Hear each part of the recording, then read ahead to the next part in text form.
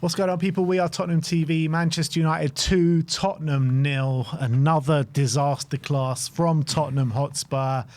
This time Old Trafford. Haven't lost to Man United since 2022. I guess by law of averages, it had to happen at some point, and it happened today. But look, I think the game stemmed. I think the game switched on the red card on 30th minute. So I think that is the biggest talking point of the game, right? I think, look, before that, first half an hour, they had their moments, we had our moments, you know, we had our spells of possession, they had their spells of possession. And I think it was anyone's game. It was a fairly even game, even though Man United probably had the better chances up until that point. But it all turned on that red card, in my opinion. Yeah, so I think there's three things to look at. First of all, how was the game going up until the red card? What was our reaction to the red card? And what was our plan for the second half, knowing that we're going to play a whole half with 10 men? And I think with the red card, you would say that's not the manager's fault, that's not the player's fault, that's not Enoch's fault, that's not Lange's fault, that's all on Romero, and he will get the full blame for that. What then happened afterwards was we took off Odebert and essentially sacrificed the attack to be more defensive-minded, and that didn't really work. Then the second half, Frank decided to go with the tactics of we're going to sit back, absorb pressure, defend, and hopefully stay in the game, and late on, bring on the players to try and win it. And that tactic completely backfired. But let's talk about the red card for a second, because we had a different opinion when it happened. I thought, you know, it was a red card. You thought it wasn't a red card. Very split in the live chat as well. We ran a poll. I think it ended up on 66% yes. Have you had any difference of opinion on the red card? Because I'm looking at it. It wasn't. He went in aggressive. He got his like kind of heel stuck in the ground and studs into the ankle. I mean, in this day and age, you can't do that. That's always going to be a red card in this day and age. Yeah, I think I've changed my mind on it. I think it is a red card. Now, thinking about it, looking at it quite a few times, I think it is a red card. But I don't think it was a deliberate one. I don't think he did it on purpose, and I don't think it was him being clumsy. I think Romero's just an aggressive tackler, and most of the time it pays off, and sometimes it doesn't. And that's the player that he is. He's just an aggressive, very strong, powerful, crunching tackler, and when he gets it wrong, there might be a price to pay, and today there was. So yes, it was a red card. I've changed my mind on it. But what is actually going on with Romero? I thought it was a very strange reaction to getting sent off, judging by what he's been like in the past when getting sent off. Against Liverpool, was fuming. This one, he didn't really seem to care that much. He kind of just walked off with a smile on his face, walked down the tunnel, didn't seem too angry.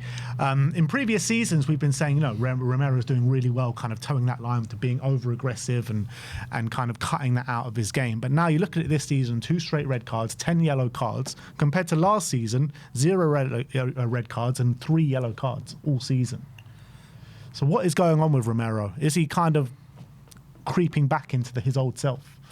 Well, I don't think, other than Van der Ven, what defenders have been good this season? I think not good, but I'm talking about that aggressive kind of nature to his game. Because before we were saying like last season, he's kind of like towed that line where he's not being over aggressive and he's kind of managing that part of his game really well. He doesn't seem to be managing that part of his game well anymore. It's because we're under pressure more as a team. Like every game, we're just facing non-stop teams coming at us. We're giving away possession. We're being ultra defensive. When you're a defensive team, the pressure is on the defenders. And when the tactic is to put the pressure on the defenders every game, defenders are going to change mindset. They're going to change approach. And I think maybe that's crept into his game. Porro's gone to crap this year as well, Ben. You know, the wing-backs haven't been good at Spurs this year.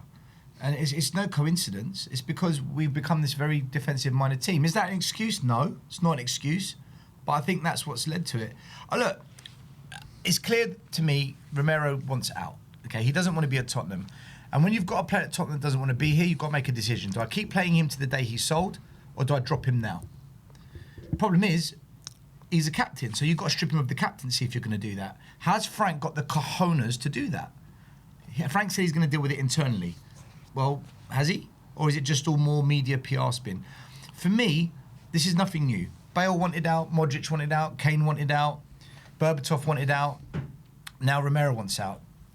Good players at Tottenham keep wanting out because we refuse to build a squad that is serious. But at the end of he's at that place now. But at the end of the day, with Romero, he's kind of made a rod for his own back here, because we all thought he wanted out last summer. It ended up with him signing that long contract, and now he's tied in here for the next 4 or 5 years, however long it is, and it's going to take a massive offer. Didn't Kane sign a long contract as well, though? No, Kane signed that long contract, and it ran down by 2 or 3 years before he ended up leaving. I think by the time he left, he had 1 more year left in his deal. Then Romero must regret it. He must regret signing that contract. He probably signed it thinking things would change. Things haven't changed, and that's why he's saying promises were made and they've been broken. And he feels that one of the reasons he signed the contract was because there was going to be a new era, a new dawn. He's not seeing it, so he regrets signing the contract. So he probably is engineering a way out of the club. Yeah. It's not like we haven't seen this before. No, we have seen it before. But look, I think that is the moment that actually lost us the game. We could have lost beforehand. And, Man U were probably slightly the better team at that point, but we were well in the game, is my point. After that, we were nowhere near in the game. I thought we were in the game, but United were creating the better opportunities. Yeah. We saw after 1 minute what the intent was from Man United. They got in behind us one-on-one, and Romero, not one-on-one, but Mbeumo came in at an angle and smashed it over the bar. But we were definitely, it was kind of 8 minutes Man United attack, 8 minutes Tottenham, 8 minutes them, and then it was back and forth, but in blocks of minutes. But yeah, as soon as we went down to 10 men, you could see the body language of our players was deflated. It's almost they felt, oh no, we can't win now. And that's where you're looking at leaders on the pitch, your manager, the coaching team, to say, no, remember what we did against Liverpool. Remember the past, we've gone down to 10 men. Stay in the game. We can do this. We can fight. And we never saw that, unfortunately, for the rest of the first half. Yeah, and I completely agree with you what you're saying about the Odegaard sub. Like, if you're down to 10 men, you need a runner. You need someone that can get in behind. You need someone that, if you're going to play that, you can play that ball over the top to a high line, and someone that can catch them out. Javi's not going to do that. Solanke's not going to do that. And Odegaard was the only one that could do that with a bit of pace, that can, take the game to them a little bit. And if you don't have that, you pretty much have nothing. You've got long balls up to Solanke, him trying to hold up to it. He was getting kind of muscled out the game by Harry Maguire. And that just led to nothing. We had literally nothing going forward from that point on till the end of the game, literally. And that comes down to, this is where Spurs fans might not like hearing this, but this is where you have to look at your manager and say, okay, you've got 10 men for 45 minutes. You don't necessarily have the players available because of injury and lack of transfer activity. But Frank, you've accepted this situation. You keep saying the board are trying their best. The board are behind me. I have got good conversations with the board. So you're going to be that yes man that, we're all in it together. Then you've accepted the situation. What are you going to do about the situation now you're down to 10 men? And his approach was this. I'm going to sit back and defend, absorb as much pressure as we can, and hopefully we stay in the game. And if we do, for the last 10 minutes, I'm going to throw on the attackers, and now I'm going to go for the equaliser. The alternative is, no, we're going to push and go for it and see if we can get that equaliser earlier on, and then maybe defend. Because now the onus is back on Man United, and can we pick them off in the transition? That's the alternative option. There's no wrong or right until the end of the game, because the result will tell you if it's right. The result proves that Frank's approach was wrong. Yeah, he got it wrong because the result tells us he got it wrong. Had we stayed in the game like we did, he brought on the subs when he did. United don't score, but we get the equaliser. We're sitting here saying, do you know what? Fair play to Frank. He done brilliantly with the situation. But we're not saying that. The thing is, right, we're saying the opposite. He didn't make changes up until that point, up until the 80th minute in the game. Yeah. I think we could all see we were just sitting back waiting to die. And it was only 1-0, you're right. But I think we were lucky to get to 80th minute and it only being 1-0 though. Okay, you can call it luck. He will call it tactic. And the tactic was working. They put it in the back of the net twice, offside, all right, fine. Yeah, but they had other opportunities as well. It seemed like United were at like walking pace at points, and they could just pick us off. We let them have so much space, even with all the men behind the ball. I agree with you. What you're saying, I 100% agree with. I'm just sharing what I believe Frank did, and that was his approach. I don't like his approach. I don't like Frank's approach in a lot of games. I would rather he be more adventurous, more braver. Again, it comes back to the question I asked you during the game. Would you rather lose 1-0 or would you rather lose 3-0 having tried to score? You and I both agree we'd rather lose 3-0 knowing that we tried to score rather than just sit there and take the 1-0. There's a lot of fans that will defend Frank tonight and say, no, he did the right thing and 1-0's better than 3-0. And that's where fans are divided on the manager and his approach, right? It's not about whether you want to win 1-0 or 3-0. Do you want to give yourself a chance in the game? That's the question. Do you want to give yourself a chance in the game? But again, I'm not defending Frank. In his head, by staying in the game to the last 10 minutes, that's his mindset. See, this is the thing with Frank. He looks at everything from a pragmatic approach. Yeah. What's the logical, pragmatic, common sense thing to do? Yet another manager will think the logical thing to do isn't to be pragmatic, it's to go for it. Because football's about winning and we need to go for the win. Whereas Frank is, no, protect. We'll try and get something at some point. And this is where I think fans are divided on things like identity, philosophy. It all plays into it. We got a first look at Sousa today, coming on at left back. First of all, a doggy injured again. Don't know how long he's going to be out for, but that is a massive kick in the teeth, man, because he's only just come back, man. He's only just come back. He's non-stop injured, can't keep him fit. Spence, he's supposed to be back soon, but we don't know. Porro's out for the next 3 weeks minimum. I mean, that leaves us with Sousa as our only fit fullback at this moment in time. But how do you think he got on today? It's impossible to give an assessment, but what I saw is going forward, he looks like he wants it. Defensively, he looks suspect. But again, I'm not going to make a judgment on the kid that got thrown in the deep end with 20 minutes to go in a very, very difficult game, Man United away. Yeah. I mean, I want to see him play lots and lots and lots of games to see what we've actually signed. Yeah, that's it. Well, he's probably going to have the opportunity now with all the injuries that we've got. He'll be captain by the end of the month. You talk about thrown in the deep end. He's probably going to start the North London derby in a couple of weeks' time. I don't want to see that. I don't want to see him up against Saka. Yeah, but look, I think we can talk about Frank's tactics till the cows come home and criticise him all we want, which I agree with every assessment that you made on Thomas Frank today about his pragmatism and everything. But in my opinion, what lost us the game was Cuti Romero today. I think he's the thing that did it for us. He put a lot of weight on our shoulders and he gave Man United the advantage, yes, but that's not the reason we lost.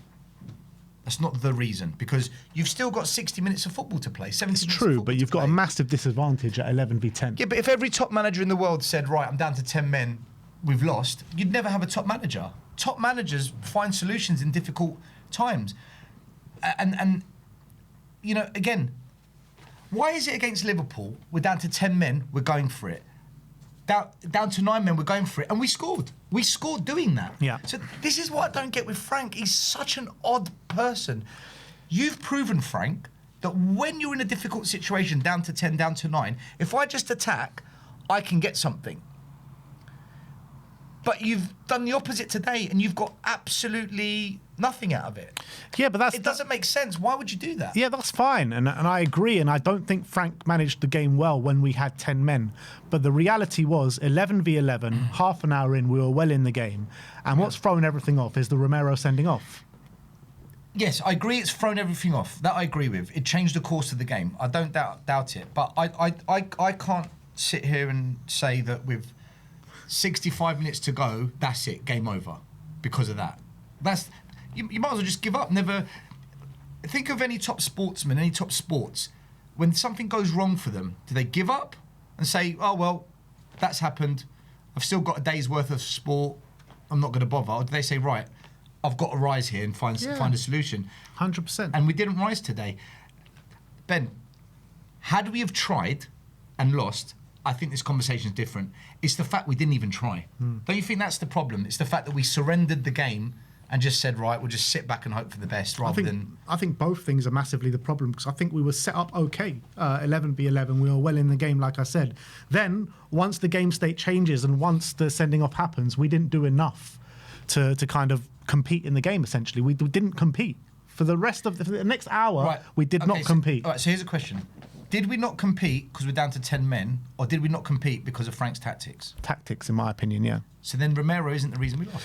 But the way kind of Frank managed the game, I think 11v11, we would have still been in the game. We would have competed. Yeah, but your question was, the game was lost on Romero being sent off. But we're saying it's because of the tactics. Well, I think it's a bit of both, let's be honest. I think we could have competed if he changed his tactics, for sure. Listen, when Romero went off and then Mbeumo scored shortly after, in my head I thought, we're done here. Yeah. Right? But that doesn't mean I don't want to see us fight for it. And we didn't fight for it. We just said, you know what, United, have the ball, do what you want. We'll just wait till the last 10 minutes. And like you said, they put the ball in the back of the net twice. The warning signs were there. Yeah. So you can blame Munich for not giving us the squad. You can blame Romero for being sent off, and you can blame Frank for not having any tactical nous about him when the going gets tough. You can blame. They all get a slice of the blame. Let's be honest. They all get a slice of the blame. And I get a blame as well, by the way. Blame it all on Stelios. I think it's all on Stelios. Does anyone come out of this with any credit today? I thought Palani had a good game. I thought Vicario prevented it from being 5-0. I thought Udogie was doing well until he got the injury. I think there's a couple of players on the pitch that did their job based on the tactic that they were told to play. So yeah, I think there's a few players out there that it's hard to blame the team, because were they doing their best with 11 men? Yes. Were they doing their best with the tactics Frank gave them? Yes. So I don't think we can really blame players today, because they did what they were told to do today. I'll say there was a few decisions from Javi on the ball today that if he makes a better decision and executes it a bit better, we could have grabbed ourselves back in the game. That one at the end of the first half for the ball into Conor Gallagher, Fair point, yeah. So I think Javi Simmons today, as much as he looked busy at times, but there were a few key points there where if he makes that right decision, we actually could have been back in the game. No, you're right. Thinking about it, Xavi Simmons has 1 or 2 passes. If he played it first time, we were in. I think as well, I thought the referee didn't do us much favours today. There was a couple of challenges where I thought, really, why are we being given free kicks against us? But yeah. Is it any surprise that we didn't get a corner the whole game and we didn't look like scoring the whole game? Well, not when you're sitting back for most of the game. No, not really. No, I'm not surprised. That's the only time we look threatening is corners. Let's be honest, and we couldn't even get a corner today. It's because we sat back. We sit back majority of games. Well, no, like against Burnley we attacked. Yeah. For the second half of City, we attacked the whole second half practically, except for the last 10 minutes. Against Frankfurt, we attacked. It's just today we were very defensive once the red card was given. And how do we manoeuvre this kind of run that we got now? Because we've got Newcastle next, Arsenal after that. Romero's going to be suspended for both of them, which means probably Dragusin comes in. Udogie, how long's he going to be out for? When Spence going to be back? I mean, so much unknown going into this back line now. Because look, second half, we played with a back line of Sousa, Van der Ven, Dragusin and Gray. I just feel that he's got to play the attacking players and go with them. You can't defend your way out of trouble. You can't defend your way out of trouble. Goals win games. He's got to go for it. Throw caution to the wind and say, do you know what? Today is to do. We're just going to go for it with the best we've got. And if we fall short, you know what? At least we tried. This just defend, hope it's going to be all right. Guys, if West Ham win today, there's a six point gap between us and them, and we are in a relegation. How worried are you genuinely of the threat of relegation? I need to see. If West Ham win today, I'm going to have big concerns because of the games we've got coming up. We still haven't gone away to Liverpool. We still haven't gone away to Chelsea as well. Yeah. Got Newcastle and Arsenal next. I don't think we're going to beat Fulham away. So if West Ham win today, and we don't even get to play West Ham again to try and... There's no 6-pointer for us to gain advantage on. We lost that game. So if West Ham win today, I will be very concerned. I'll also say as well, and I've seen it in the chat, people saying about injuries.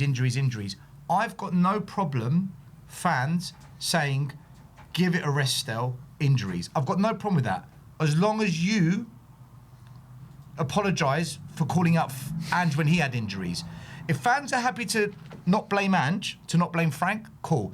But if you're going to not blame Frank but have blamed Ange last year, I can't accept that. I cannot accept that from any fan. That is so disingenuous. I think the problem I have... Injuries are injuries. The problem I have with that is that we can all blame injuries right here, right now, all we want. However, before we had the injuries, we were probably even worse than we are now. That's the thing. Yeah, no, you're right. You're right. But it's just... all I'm saying, Ben, is if Frank's going to get a pass because of injuries, you've got to give Ange that pass as well. Don't you think that's right? Yeah, but I don't think Frank should be getting the pass for injuries. That's what I'm saying. Okay, that's fine. Then if you blame Frank, you've got to blame Ange as well. But there's fans who are trying to defend Frank, saying, but look at the injuries, but then they want to blame Ange because when he had injuries. That I can't accept. Treat them both the same, and I'm cool with it. Because Frank does have an injury crisis. He does. Like, we can't pretend it doesn't exist. The guy's got half the squad out. He's got an injury crisis, but also he's able to put out a first 11 that's a lot better than what Ange had in his injury crisis. When Ange had the injury crisis, we were playing with like Ben Davis and Archie Gray at centre back. At least he's still got Kuti Romero and Mickey van der Ven. Yeah, but he did have Son and Kulu, didn't he? He did have a few. Kulu was also out for a lot of time, and Sonny was being run into the ground playing game after game. He couldn't hack it. I mean, I think the team is better now than what Ange had in the injury crisis. I just think you've got two different managers. You've got one manager that was just hell-bent, all-out attack, and another manager that, when in doubt, just defend for your lives. And we don't have balance. We do not have balanced managers. We need a balanced manager. Someone that today would say, right, we can't go guns a-blazing because we're down to 10 men, but we're not just going to defend. We've got to find opportunities to attack. And when we do, this is how we got to do it. Whereas today, it was just, as soon as we went down to 10 men, it was, okay, surrender, wave the white flag. Yeah. And I can't accept that from any manager. If Ange did that, I'd say the same. If Conte and Mourinho did that, I'd do the same. Any manager, I'd say, no, you don't give up because you're down to 10 men. That's not what that's what sport's about, the underdog. Yeah. Like, you're up against it. What have you got? And if we tried today and we lost, I'd say, do you know what? Fair play, Tottenham. You really tried in a very difficult situation, but we didn't try. We just said, we'll wait to the last 10 minutes and hope we hit something, and it backfired. Yeah. That's my take on it. Look, I think a lot of fans will blame this all on Romero today. I think Romero's going to get all the blame from a lot of fans today. But it's only fair he comes under criticism today because we were in the game and he gets sent off. Yeah, but straight red. It didn't need to happen. It's like I said to you before the game. What were we like before the red? What was our response to the red? And what did we do for a whole second half knowing we were down to 10? And in all those, I think there's 3 different analyses that need to happen. I don't think you can just say one thing. The reality is, Ben, we're not winning games. Yeah. Whatever's happening, we're not winning games. And if this keeps happening, like, honestly, if West Ham win today, people were saying, oh, come on, it's a 9-point gap. If it goes to 6 points and we've got Newcastle and Arsenal next, are you not worried about that? I am worried. I am very worried. If it goes to 6 points today, it's hard not to be worried. What's West Ham's fixtures? What's West Ham's next kind of 2 or 3 fixtures? Let's have a look. So West Ham, yeah, they got Man U next week. They won't beat Man U. They got Burnley today, Man U next week, then Bournemouth at home, Liverpool away, Fulham away, Man City at home, Villa away. They got very hard games, to be fair. All right, so that will help us a lot. But if they win today, they're going to have their tails up. Yeah. So they already have their tails up. They won the previous 2 games. They went 2-0 up against Chelsea. Obviously, Chelsea turned that round in the second half. But Tottenham, I wouldn't put it past them beating Bournemouth at home. If they win today, yeah, they'll believe in that, especially with Semenyo gone now. Do you know, Spurs desperately need to start putting 3 points on the board. We don't know what... In the Champions League, we know what wins look like. In the league, when's the last time we won a game? Was it Palace away? Yeah. Jesus Christ. We have won 1 game in our last 10, 2 in our last 15. 5 out of our last 10 have all become against teams in the bottom half of the table. And now we're playing... That's how worrying it is. And now we're playing the hard run. This is going to go to... Because we had the games where we thought, sure, 3 points against West Ham, lost that game. Sure, 3 points against Burnley, drew that game, had to save it in the last minute. You know what I mean? We've passed these games where we thought, like, these were where the points coming from. With those fixtures West Ham have got, I think that's actually going to keep us away from the relegation, Because West Ham have got difficult games as well. I can't pretend that West Ham are going to go and win those games. But they do have games where they can pick up a few points, though, like the Bournemouths at home. But look, we've got games. I think we can probably do something at against Newcastle next week. They've been pretty poor, to be honest. And Crystal Palace at home. We got to win that game because Crystal Palace will be within 3 points of us, probably, when we play them. That's a 6-pointer. Yeah. Spurs, Palace, Tottenham, 6-pointer. I think... Brennan Johnson coming back to Tottenham. Oh, you know what's happening. You just know what's happening. You know, if West Ham win today... and it goes to 6 points, what that does is it puts us under more pressure and it gives West Ham more motivation, and that psychology swings. But when you look at their fixtures coming up, West Ham have got a tough run as well, Ben. I'm not going to lie. When you read out those fixtures, I'm thinking to myself, are West Ham winning those games? I don't think so. I don't know, you know. The thing is, I'm looking at Nottingham Forest's fixtures as well. They play Wolves at home next week. Then they play Liverpool at home. Brighton away, Man City away, Fulham at home. You know, then we play them. Thing is, Liverpool in the league are dodgy. Yeah. Liverpool in the league are a dodgy team. I mean, I wouldn't... It's only when we play them things go wrong. Other teams play Liverpool and they seem to pick up something. So if we lose to Newcastle midweek, it's very likely that Nottingham Forest will be on the same points as us. That's where we're at. Like I said, Spurs. Listen, forget performances, forget this, forget that. We need to we need wins. Spurs need to win games. I think if we win 3 or 4 games, we'll be okay. Yeah, I agree with that. Look, I don't think we're going to go down, but just to talk about Spurs in a relegation battle, it's just ridiculous, man. Listen, if West Ham win today, and then we lose, let's say we lose to Newcastle, we've got what, 3 days to recover. No, the North London derby is FA. Newcastle. Yeah, 3 games Right. because games on Tuesday. Yeah. Okay, so we've got 3 games to recover. Let's say we lose to Newcastle, and out of nowhere, West Ham win their next game. 3 points. Yeah. Then you're really now having a serious conversation. Are we actually too big to go down, or is this shit actually happening now? I don't think we're going to go down. I really don't. I don't think so we're either. gonna go down. But if it goes to 3 points, you're going to start thinking a bit different. Yeah, look, it's a disgrace in maybe. itself that we're having this conversation. Never mind if we go down or not. But this is what happens when you don't win games. If you don't win games, this is what happens. And unfortunately, we're playing not to lose instead of trying to win. Yeah.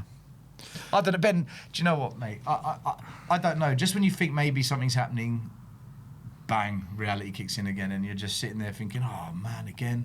Yeah. But look, this is where we're at this moment in time. It's a disgrace. By the way, Romero's missing our next 3 or 4 games. We didn't discuss the impact on the team. Yeah. Udogie out injured, Romero suspended. What does our defence even look like with Danzo out as well? So I think Spence should be back for Tuesday. He was supposed to be touch and go. So we go Spence at right back, Van de Ven, Dragoshin, I'm guessing centre back, and Sousa left back. So Dragoshin, Sousa, who's just started. Well, do you know what? It's better than if Spence isn't back. What happens then? Palhinha again. Archie. So Archie, Sousa, Dragoshin. This is proper Ange ball.